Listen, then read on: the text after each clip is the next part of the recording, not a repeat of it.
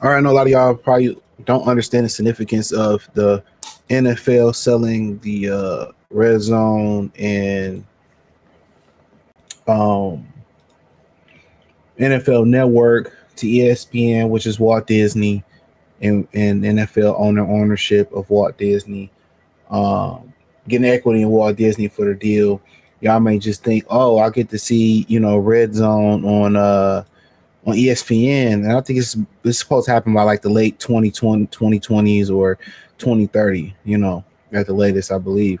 And I know a lot of y'all like, well, I don't, get the significance of it. Monopolies. A lot of these companies able to form monopolies, legal monopolies that they allow. I mean, you look at Viacom, they own MTV, BET, VH1. And remember, BET, remember MTV and BET, it wasn't on the same accord. But I'm gonna let this sports guy from Detroit. His name is Mike Valenti. He's from New York, but he's the one of the voices of Detroit.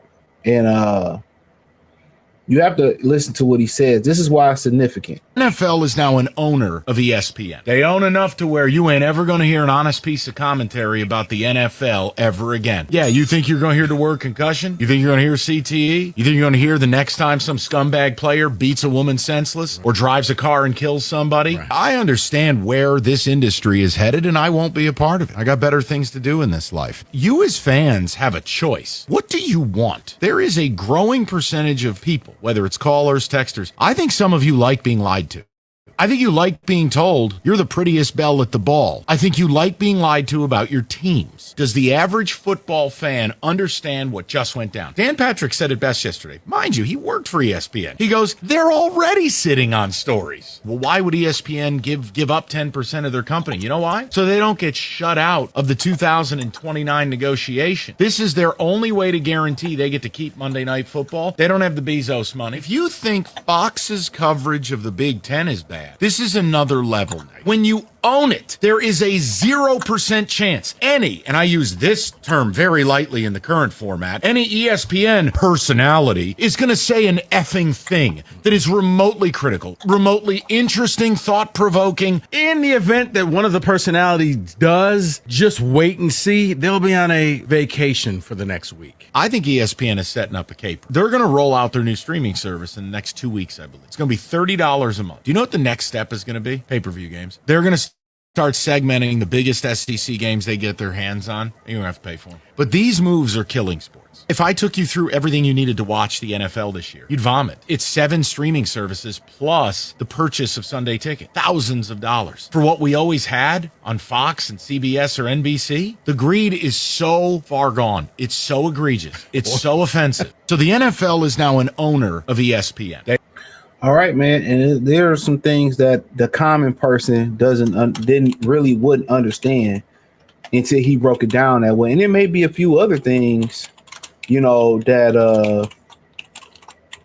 might be in there that he may have missed just in that 90-minute clip. All right, and that's true. Honest journalism is gone. When you monopolize the market, Fox isn't really the competition. The only other competition to Walt Disney, as far as in the sports space, is individual YouTubers. That's it. And if individual YouTubers become a problem, guess what they will do? They will hire individual YouTubers on ESPN, or they will pay to shut you out. They will pay to slow your channel down. They will pay for them to take your channel away. If you don't get down, they're going to make you lay down. And that's just what it is. So by them owning everything, it's a conflict of interest. It's a conflict of interest. So, whatever the NFL doesn't want to push, they're going to, they're like, look, hey, be quiet. Be quiet. And they're going to be quiet. So you won't get honest journalism anymore. It's unfortunate. You won't get honest journalism anymore. So they can't. And anytime you see them speak black or speak, keep it 100, they tell them to shut up. They go on a vacation, or they come back and apologize or whatever the situation may be. So yes, and then what they're doing, he said, hey, they're kissing their ass so they can, get the Sunday ticket, or so they can keep Monday Night Football, because it's going to end up on Amazon Prime. Do you know Jeff Bezos? He has more money than every owner combined in the NFL. You can add up every NFL's owner's net worth, and he has more money than them. So when you talking about how they, the laws are a bunch of crock, and once they eliminate the middle class, it's a guy that said, I don't know, I got to pull it up or figure it out. There was a guy that said that AI is going to erase the rest of the middle class by 2027. That's about a year away. So you're going to have the haves and the have-nots. You're going to have the people who have it, and you're going to have the people who don't have it. And I think at that point, a lot of people who don't have it, but they ain't going to have money to go to the Breezy Bowl, they ain't going to have no Section 8 or none of the things that they really want to do. I think that's when you're going to start seeing people revolt. But he's right. Greed has destroyed football. Why can't they hit the way they want to hit no more? Because the NFL doesn't want to get a player's lifetime benefits. Why they playing the 17th game and pushing for 18th game?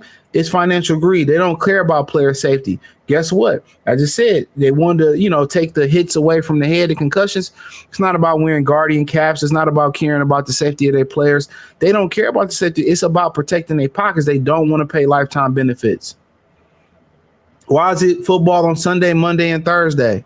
And now they pushing on other days like Christmas, regardless of what day it's greed. This is how you destroy a society. This is how you destroy a sport. Why is the society so bad? Everybody's fighting for green.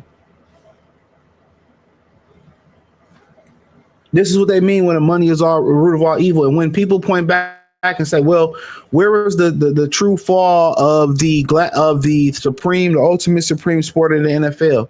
They're going to point back to all these greedy moments. And when he said, when you next see a player strike his wife, or you see a player unalive somebody with the car, those are real things that happen. Look at the little story. Dante Starworth, Ray Rice, the kicker from the New York Giants.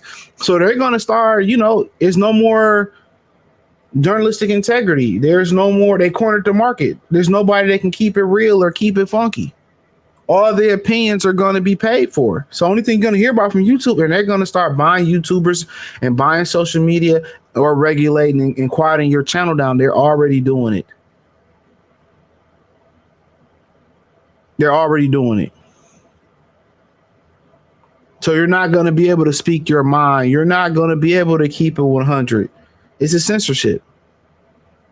So Fox is nothing to them. Fox is a little, peasant to them. Their only other competitors, individual YouTubers, individual sports media. And they're either going to buy them or pay to stop the algorithm to stop them.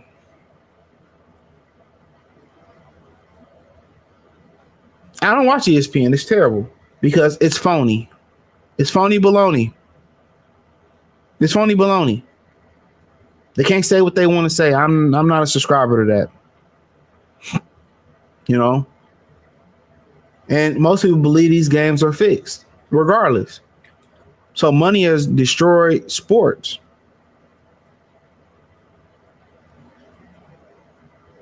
It's not the sports that we watched in the 90s. It's not.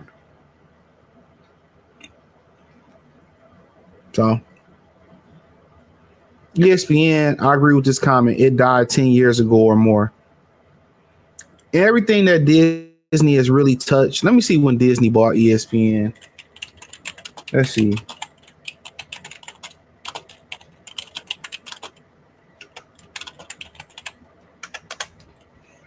$1996. So Disney purchased ESPN indirectly when it acquired Capital Cities ABC Inc.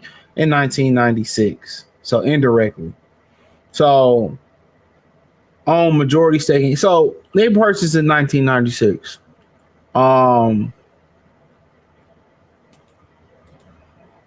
ESPN has been trash for years.